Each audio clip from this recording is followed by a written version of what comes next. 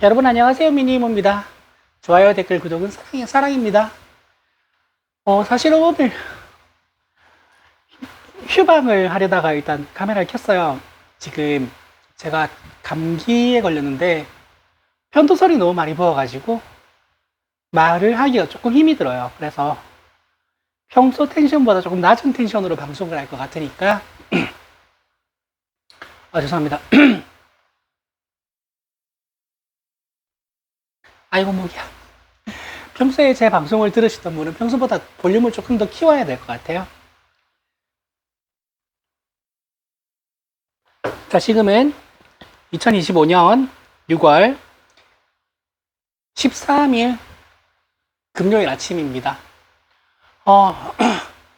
사실 오늘 휴방하려고 했던 게 어제 뉴스가 딱히 많지도 않았기도 해요. 근데 어제 범민주 진영 유튜브를 들어보면 다들 특검 이야기를 하고 있는데, 일단 인상 비평은 제가 하지는 않겠습니다. 왜냐면 6분이 제가 다 처음 보는 이름이에요.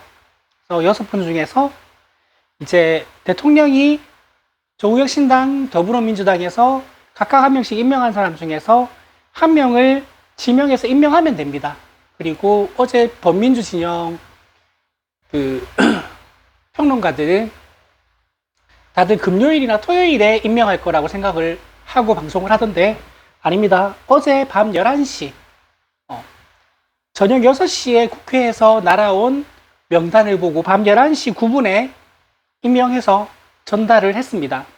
더불어민주당 추천 2분, 조국혁신당 추천 1분으로 해서 3분의 특검 팀장이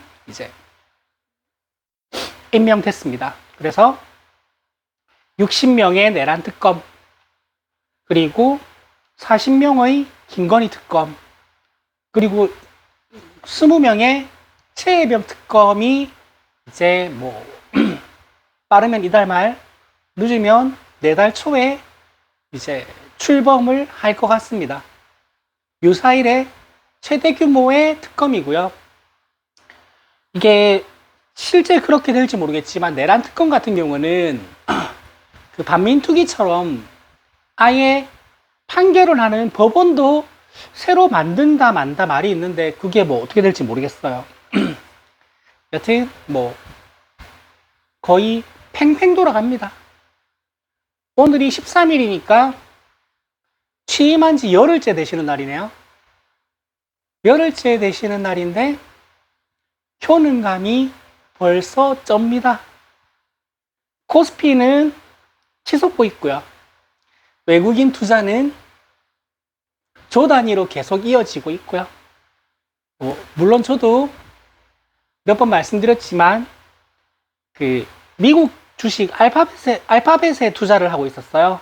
그거 전량 매도하고 한국 국내 기업을 포트폴리오로 가지고 있는 펀드에 다 집어넣습니다.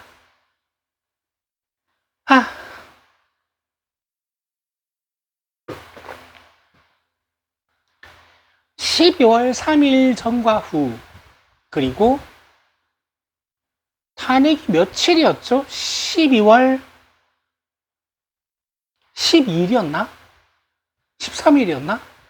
14일이었나? 기억이 잘 안 나네.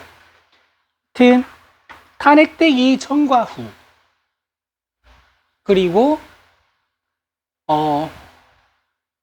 윤석열이 구속되기 전과 후, 그리고 법을 왜곡해서 탈옥하기 전과 후,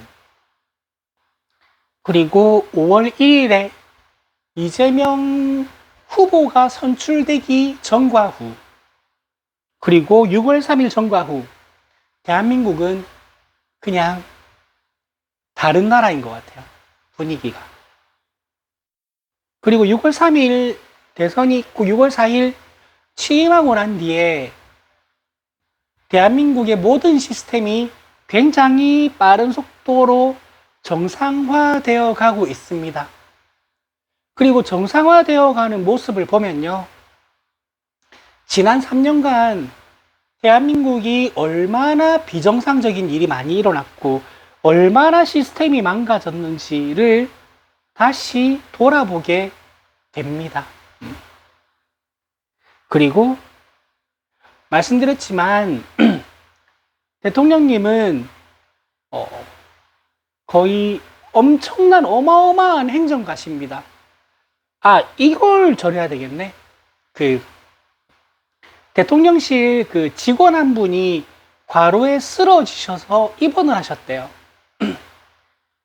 그 대통령님이 체력이 워낙에 좋으셔서 거기에 보조를 맞추어서 일을 하다 보니까 그러셨던 것 같은데, 여러분 그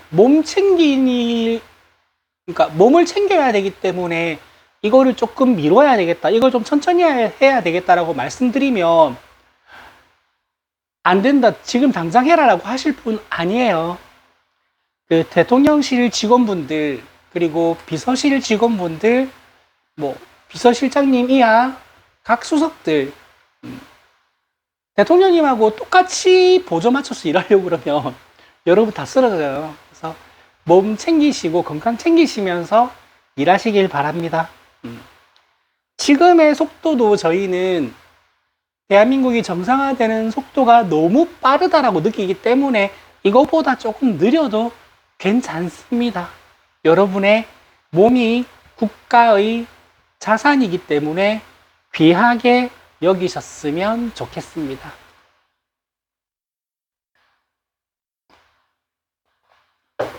여튼 요사일에 세 개의 특검이 동시에 시작되는 것도 처음이고요.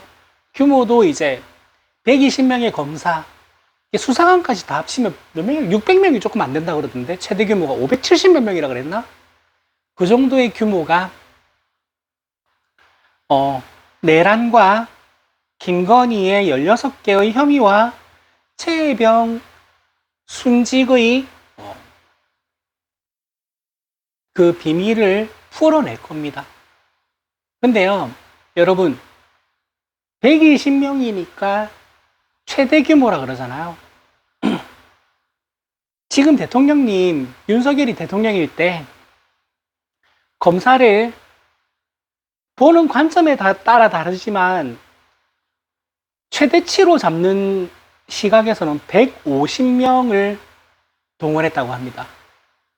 지금 5개 재판 때문에요. 누차 강조하지만 검사 한 명이 길 가는 사람 하나 아무나 붙잡고 그냥 검찰청에 데려가가지고 기소해버리면 어지간하면 구속됩니다. 어지간하면 깜빵에 가고요. 없는 죄를 뒤집어 씌우든 있었던 죄를, 아주 작은 죄를 부풀리든 웬만하면 깜빵 갑니다. 150명을 동원해서 한 사람의 인생을 털었는데 이렇게까지 안 나오면 그냥 그 사람은 우리가 상상하지 못할 정도로 청렴하고 깨끗하게 산 겁니다. 그리고 어제 방송에도 말씀드렸지만 법원은 헌법 84조에 따라서 대통령은 소추되지 아니하니까 재판을 연기하고 보류한다 라고 발표를 하니까 국민의힘 국회의원들이 법원 앞에 몰려가가지고 시위를 했습니다. 야, 법원, 너네 왜 헌법 지켜? 헌법 지키지 말고 헌법 어겨. 그래서 이 재판 해야 돼. 라고 시위를 합니다.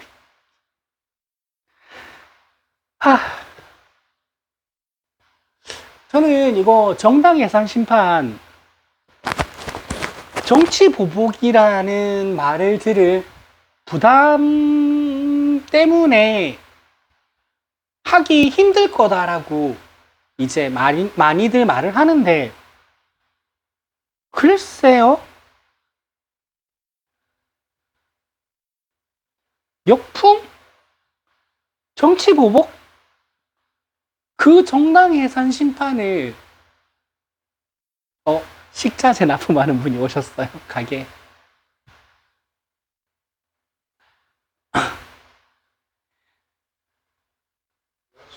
네, 안녕하세요.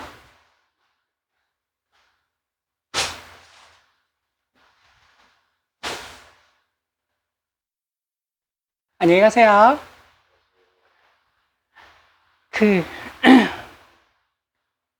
12월 3일 이전에는 역풍 걱정을 하는 게 저는 너무 싫었지만, 일견 어쩌면 현실 정치를 하는 정치인들은 그렇게 느낄 수도 있겠다라고 이해하려고 노력했거든요. 그때 이제 제가 자주 말씀드리지만 저는 작년 봄부터 서면 집회를 나갔었어요. 그리고 그 모인 인원의 규모를 보고 이 인원으로는 택도 없는데 이 규모로는 안 되는데 역풍 걱정이 없으려면 훨씬 더 많은 인원이 모여야 되는데 지금 이미 윤석열의 탄핵 사유는 차고 넘치는데 뭔 놈의 역풍 걱정하면서 저렇게 민기적거리나 라고 생각을 했어요. 12월 3일 밤 이후로는요, 상황이 완전히 달라졌습니다.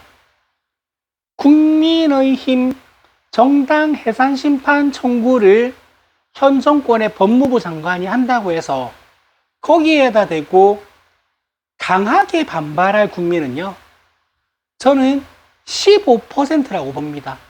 그리고 거기에 부정적으로 생각하는 국민은요, 저는 30%대 초반이라고 봅니다.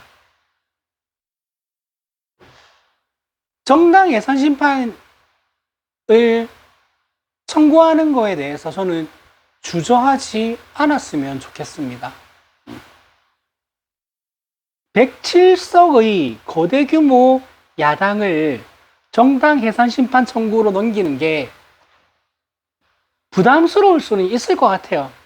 부담스럽다라는 마음은 이해하지만 제가 몇 번 말씀드렸는데 통합진보당 정당 해산 심판이 헌법재판소에 갔을 때 그게 인용이 되고 통합진보당은 사라지고 그리고 통합진보당 당적을 가진 의원들은 의원직을 상실했습니다. 실제로 그 판례가 있습니다.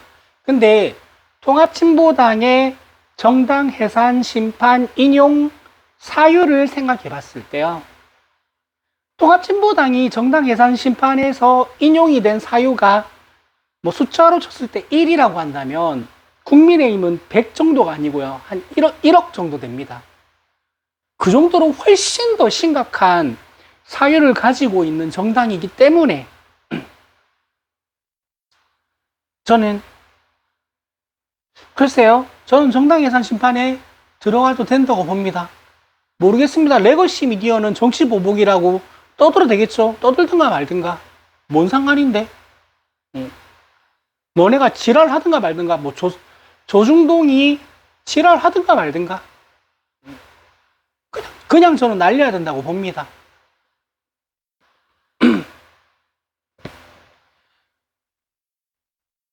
이재명 대통령님이 당선되기 전에 봤던 5개 재판이요. 항상 말씀드리지만 제대로 된 증거가 하나도 없습니다. 그리고 기소 내용에 앞뒤가 맞는 기소도 없습니다. 조작되고 짜집기 되고 왜곡되고 소설을 써가지고 기소한 거거든요. 근데 대통령님의 사법 리스크에 대해서 떠들어대는 건요. 너무 웃기게도 국민의힘 의원들 중에서 법률가들입니다. 법률가들. 저는 개인적인 생각으로 그 사람들이 그러니까 이재명 대통령님의 사법 리스크에 대해서 떠들 때 본인이 하고 있는 말이 진실이라고 생각하면 정치하시면 안 됩니다. 아니, 일개 소시민들도 조금만 찾아보면 그 기소가 얼마나 말도 안 되는 억지 기소인 걸 아는데 법률가가 그걸 몰라? 그 정도로 무식하면 정치하면 안 됩니다. 알고 떠드는 거면요. 그래도 정치하면 안 됩니다. 대국민 상대로 거짓말하고 있는 거잖아요. 본인의 생각은 정반대인데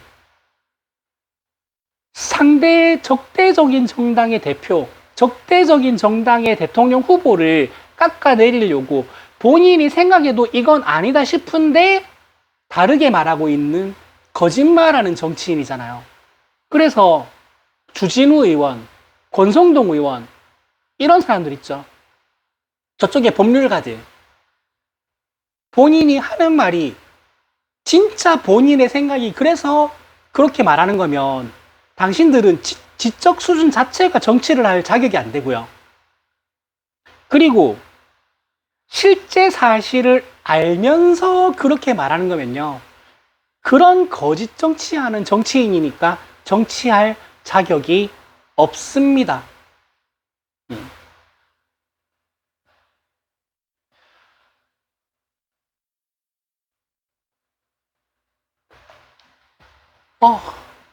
여튼 다시 이야기가 돌아가서 이제 특검이 임명됐는데 이 특검이 언제 정식 출범을 할지.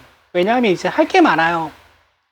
이제 특검이 임명되면 뭐 내란 특검 같은 경우는 본인이 쓸 사람 59명을 찾아서 임명을 해야 돼요. 그리고 그 60명이 본인이 쓸 수사관을 또 임명을 해야 됩니다. 그리고 그 사람들이 일할 장소를 마련해야 되고요. 일할 장소를 마련하면 일할 집기를 또 사들여야 됩니다. 그러니까 시간이 많이 걸리지만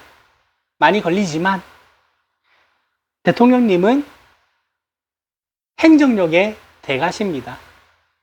어쩌면 그거도 다른 정권에서의 특검보다 훨씬 더 빨리 시작되게 만드실 수도 있을 것 같아요. 기대가 됩니다. 아마 빠르면 이달 안, 늦어도 다음 달에는 윤석열, 김건희는 구속 상태에서 수사를 받지 싶고요. 구속 상태에서 수사를 받으려고 구속되는 그 순간이 깜빵 밖에서 숨 쉬는 마지막 공기가 되지 않겠나 저는 생각합니다. 그리고 이 말씀도 여러 번 드렸는데 저는 대한민국이 실질적 사형 폐지국이라는 지위를 가지고 있는 것이 좋습니다. 자랑스럽습니다. 근데 제 아주 속에 있는 마음은 그렇습니다. 이번 한 번 정도는 그 지위를 이뤄도 좋다. 저는 그렇게 생각합니다. 그리고 내란 특검에는 외환과 군사 반란죄도 있습니다. 여러분, 외환이랑 군사 반란은요, 내란은 무기금고, 무기징역 또는 사형, 이거 세 가지밖에 없거든요. 외환이랑 군사 반란은요, 사형이랑 총살밖에 없습니다. 외환은요, 사형밖에 없고요. 군사 반란 수계는요, 총살밖에 없습니다. 형량이요. 다른 형량이 없어요. 뭐 몇 년 이상, 몇 년 이하, 뭐 아니면 뭐 또는 뭐가 있는 게 아니고요. 그거밖에 없습니다. 근데 외환 유치를 시도한 정황이 지금 너무 많아요. 한두 개 있는 게 아니고요. 너무 많아요. 이거를 다 생각해보니까 내가 이걸 거의 다룬 적이 없네. 이게 김용현이 합참에 가가지고 북한의 오물풍선을 띄우는 곳을 원점 타격하라고 지랄 떨다가 합참에서 그거 안 된다고 끝까지 버텨가지고 막았습니다. 원점 타격하라는 건요, 북한 내부를 폭격하라는 겁니다. 그리고요, 아파치 1기가 그 군사 분계선 언저리에서 조공 비행하게 만들고요. 남쪽에서 북으로 그거 풍선 북으로 보낼 때요. 그 드론 부대에서 소음이 너무 심해가지고 군용 드론으로는 못 쓴다고 부적합 판정받은 그 시끄러운 드론을요, 평양에서 저공 비행하게 했습니다. 그리고요, 러시아 우크라이나전에서 우크라이나의 파병에서 북한군을 공격해서 그걸로 안보 이슈를 만들려고 했고요. 그리고 국정원 직원들이 어느 나라였지? 어느 나라 가가지고 선동 일으켜달라고 부탁했다가 거기에 북한 대사관에 포획됐어요. 그러니까 아주 그냥 남한하고, 그러니까 대한민국하고 북한하고 전쟁이 일어나게 하려고 발악을 했습니다. 생 발악을 했다고요. 그리고 통일되면 통일대통령 김건희, 실제로 그 프로젝트가 가동됐다는 증거가 지금 속속들이 나오고 있습니다. 그리고 이런 사실들이 계속 나오고 있는 상황에서 국민의힘의 국회의원들은 이거를 쉴드 치고 눈을 가리고 안 보고 모르는 척하고 있습니다. 그런데 정당 해산 심판을 정치 보복 소리 들을까봐, 역풍 맞을까봐 안 한다고요? 그게 말이 됩니까? 우크라이나 러시아 전쟁에 한국군을 파병해가지고 북한군을 공격해가지고 안보 이슈로 삼자는 건요, 국방위 소속 국회의원과 그때 누구였지? 비서실에 누구였는데? 대통령 비서실의 비서실장이었나? 아니다. 그 사람이었는데? 붕짜자 그 사람 이름 뭐지? 그 사람이었습니다. 이 자들은요, 전쟁을 하게 해가지고 내가 영구집권을 하겠다라는 계획을 세웠고요. 그게 실패하자 비상계엄령을 선포해서 수만에서 수십만을 죽여서 내가 영구집권하겠다라는 계획을 세웠고요. 그걸 실행한 자들입니다. 그리고요, 12월 3일 그 내란의 밤에 국민의힘 원내대표는요, 국회 표결을 고의적으로 방해하려 했다는 혐의가 있는 사람입니다. 아직까지 입장 표명이 없습니다.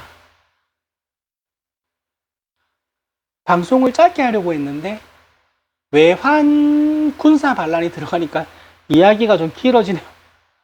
여러분, 저 사실 지금 목이 너무 아파가지고 힘들긴 한데 말하다 보니 좀 길어지네요. 여튼 저는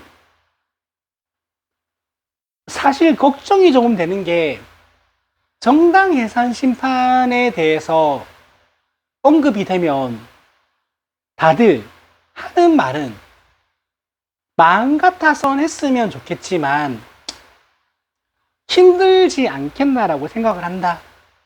그렇게까지야 하겠나라는 생각을 한다. 이런 의견이 대부분입니다. 이석기 아로 사건에 비교하면 12월 3일에서 지금까지 있었던 국민의힘의 스탠스, 일어났던 사건, 그리고 그들이 했던 발언, 그리고 그들이 했던 행동을 생각하면요. 말씀드렸죠. 통진당이 정당 해산 심판 헌법재판소에서 인용돼서 정당은 해산되고 그 정당 소속의 국회의원들은 의원직 상실한 그 판결, 이거는 판례가 있는 겁니다. 이 판례에 비교했을 때 1억 배 차이로 위중합니다. 근데 왜 그걸 안 해요? 자, 내란 특검, 김건희 특검, 최혜병 특검은 정치 보복이 아니고 불법적인 사실을 조사하는 거기 때문에 해야만 한다 해서 지금 하고 있잖아요. 저는 국민의힘 정당 해산 심판도 같은 맥락이라고 봅니다. 이거는 정치 보복이 아니에요. 정치 보복이 아니고요. 그들의 불법적인 행동에 대한 사법 절차를 거쳐야 되는 그런 이슈인 겁니다. 이게 무슨 정치 보복이에요? 뭐 원내에 의원직을 가지고 있는 게 3명, 4명인 정당이면 그냥 가볍게 정당 해산 심판 올려가지고 날리면 되고 100명 넘어가면 날리면 안 되나요? 왜 안 되는데요? 어차피 저당 날려도요. 강남 3구랑 대구 경북은 저들의 계보를 이을 거라고 출마하는 사람들 당선돼요. 당선돼요. 안 그렇겠어요? 정말 답 안 나오는 지역들인데 뭔 상관이야?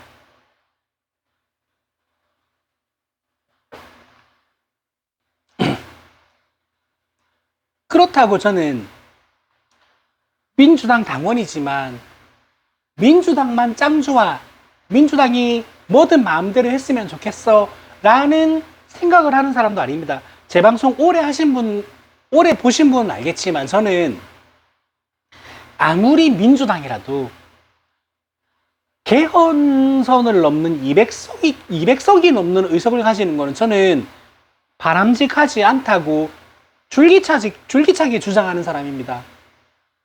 어떤 당이라도 하나의 당이 헌법을 마음대로 바꿀 수 있는 의석수를 가지는 거는 바람직하지 않다고, 견제 세력이 있어야 한다고 주장을 하는 사람입니다. 이거는 제 신념입니다. 민주당이 만약에 어떻게 하다가 뭐 정당 해산 심판 어떻게 되고 보궐선거 치러지고 해서 200석이 넘어가면 저는 분당을 주장할 겁니다. 온건파가 강경파로 나뉘어서 강경파가 진보하고 온건파가 중도 보수로 분당의 길을 걷는 게 저는 바람직하다고 생각합니다. 그리고 뭐 조국혁 신당이 중도 좌파하고 그 권영국 후보님이 무슨 당이었지? 그 당도 이제 의석수를 가지고, 이것도 제가 전달해 드리려다가 깜빡하고 전달 못 드린 건데, 그 기호 5번이었죠. 권영국 후보님. 사실 저도 비슷한 마음이었는데 민주당이 널널한 상황이고 조금 이기든 많이 이기든 상관이 없는 상황이었으면 저는 1번과 5번 사이에서 고민을 좀 했을 겁니다.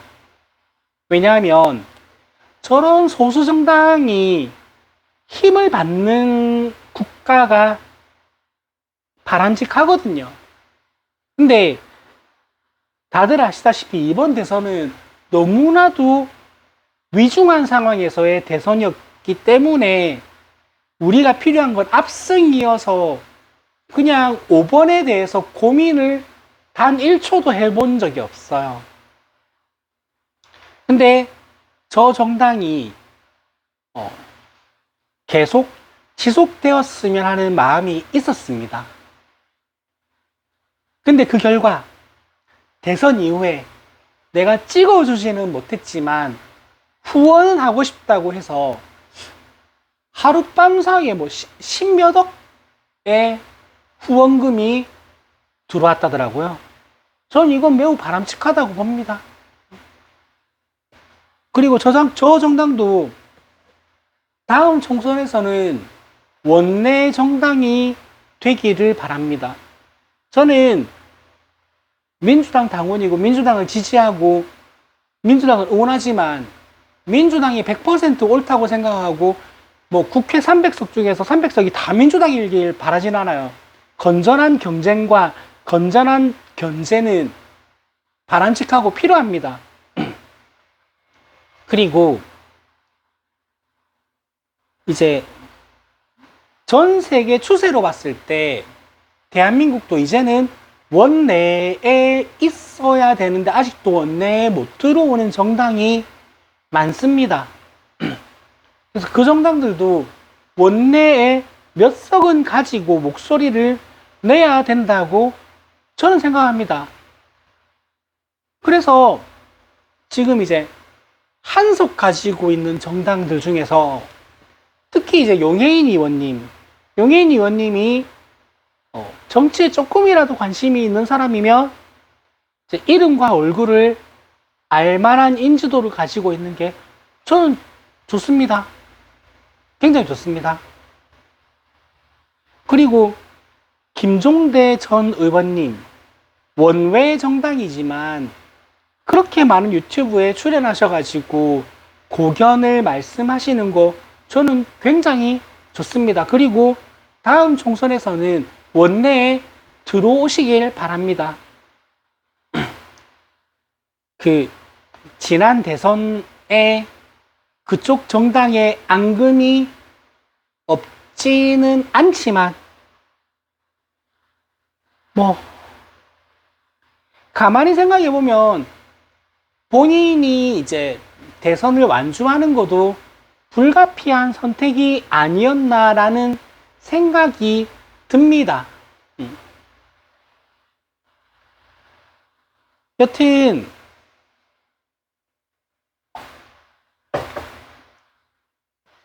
저는 제가 민주당에 입당하고 첫 당원 모임에서부터 지금까지 꾸준히 변함없이 주장하는 게 있습니다. 나는 보수주의자다. 그래서 대한민국의 진짜 보수주의 정당인 민주당을 지지하기 때문에 당원으로 가입했다. 저는 그 생각이 지금도 변함이 없습니다.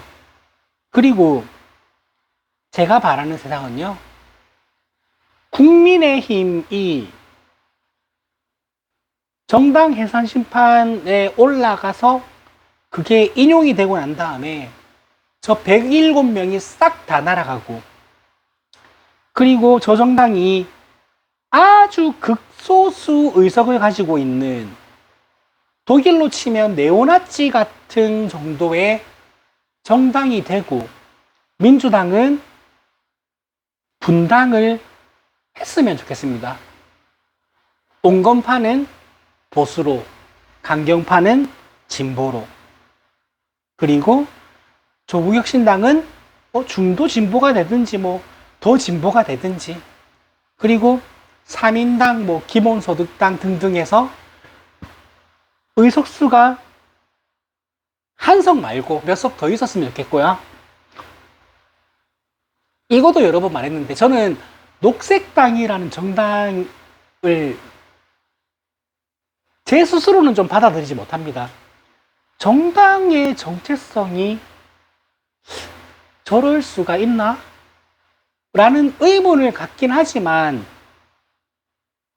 이제 대한민국도 녹색당이 원내 정당이 되는 시대가 시작되는 게 맞지 않나라는 생각을 합니다. 유럽을 봤을 때.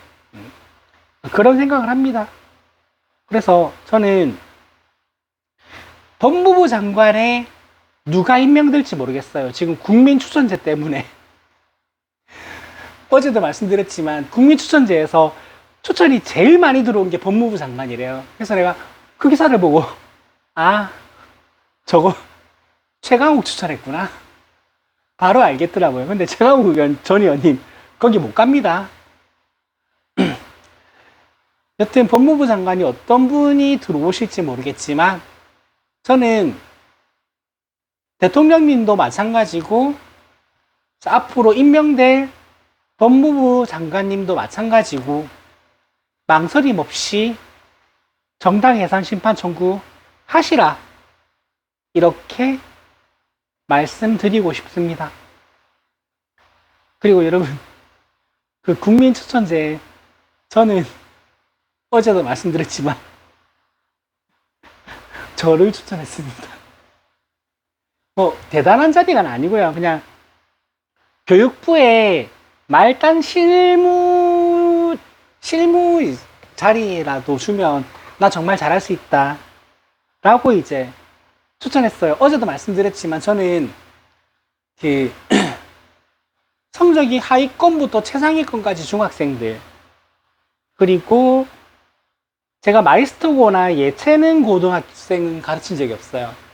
일반 인문계 고등학생들 하위권부터 최상위권까지 그리고 의대 입시반 그리고 중학생 중에서 과학고 가고 싶어하는 학생 영재학교 가고 싶어하는 학생 그리고 과학고 재학생 영재학교 재학생 그리고 과학고 재학생의 대학 입시 영재학교 학생의 대학 입시 포트폴리오 논술 시험 준비 그들의 내신까지 해서 정말 예체능고 마이스터고에 전문가가 있으면 그 사람은 그 사람대로 실무진을 하겠지만 그 두 가지를 제외한 모든 학교의 시험 제도와 입시 제도를 저는 100% 이해하고 있기 때문에 저는 그 실무진 저한테 시켜주면 되게 잘할 것 같아요.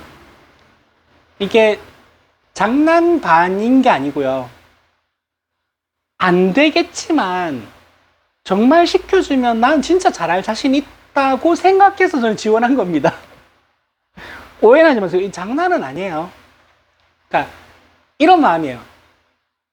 그 국민추천제에 나를 추천합니다라는 기능도 있다고 하길래 나를 추천할 생각은 없었어요.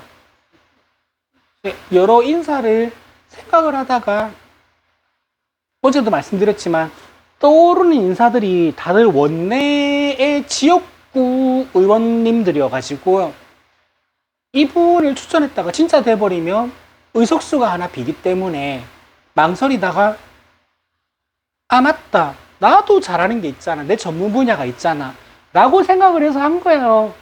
그리고 저는 그 절대 될 일이 없다고 생각을 하지만 100만 분의 1의 확률로 나한테 이제 뭐 과장급 정도의 실무진의 자리를 주면 저는 정말 진짜 잘할 자신 있습니다.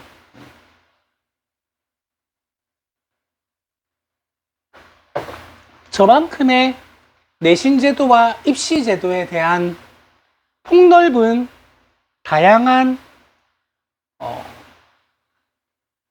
뭐라 그래야 되지? 다양한 분야를 알고 있는 공교육, 사교육 통틀어 가지고 선생이 저는 대한민국에 굉장히 드물다고 생각을 하고요. 그리고 있다 해도 그들은 이미 억대 연봉 강사기 때문에 교육부 안 가요. 오라 그래도 안 가요, 그 사람들은. 근데 난 나도 억대 연봉이었지만 이제 삶의 성별을 바꾸다 보니까 골뱅이집에 홀서빙하는 이모로 사니까 난 할 수 있다 하는 마음으로 전 지원했어요.